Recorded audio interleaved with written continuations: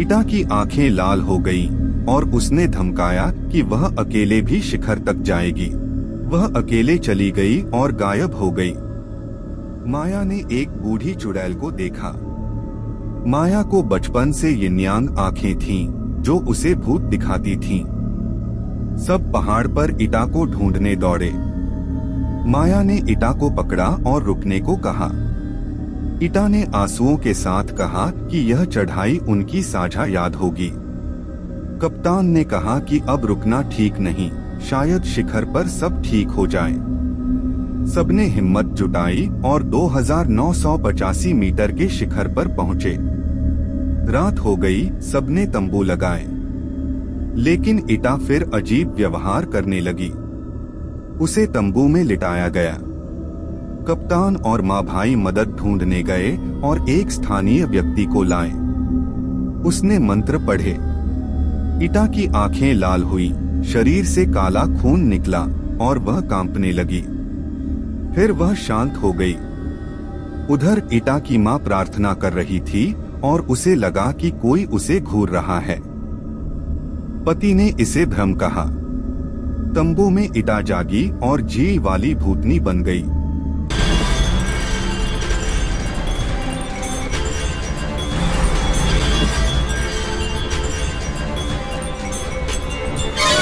Udah kata nggak sebentar tempat dia. Udah kata kudu ini dia. Ini. माया डरकर जागी तो ईटा तंबू में नहीं थी।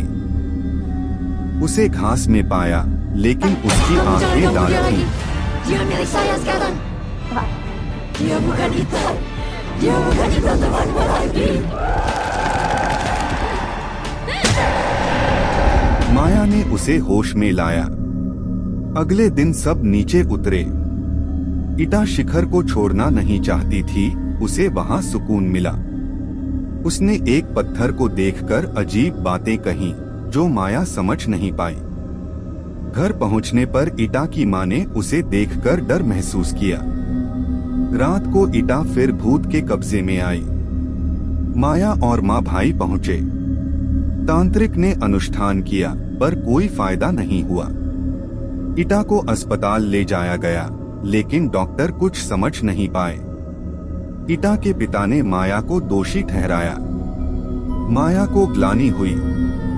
रात को ईटा को फिर असहजता हुई और उसने लंबा पतला राक्षस देखा।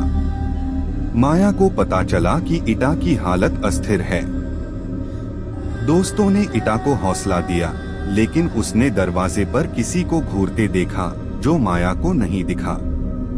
ईटा के पिता तब आए। रात को ईटा की हालत बिगड़ी, उसने खून उगला और मर गई। माया ईटा को भूल नहीं पाई। उसे याद आया कि चढ़ाई के दिन ईटा के पिता ने उसे एक थैला दिया था, जिसे दूर फेंकने को कहा था। ईटा ने शायद उसे झील में फेंका। माया ने यह माँ को बताया। माँ ने पिता से पूछा तो उसने सच उजागर किया।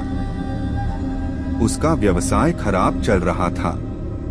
प्रतिद्वंद्वी ने उसका धंधा छीना तो उसने बदला लेना चाहा, लेकिन प्रतिद्वंद्वी ने काला जादू किया, जिसका शिकार ईटा बनी। उसे नक्सीर और बाल झड़ने की समस्या हुई। पिता ने एक शापित गुड़िया पाई और तांत्रिक ने उसे दूर फेंकने को कहा। पिता ने ईटा को यह काम सौंपा। माँ को यकीन नहीं हुआ कि पति ने बेटी को मरवाया। पिता ने कहा कि वह परिवार और ईटा के लिए अच्छा जीवन चाहता था, लेकिन उल्टा हुआ। 2 साल बाद बाकी 6 लोग फिर पहाड़ चढ़ने गए। माया उस पत्थर के पास गई जहां ईटा रुकी थी और रो पड़ी। तभी एक परिचित आवाज ने उसे पुकारा।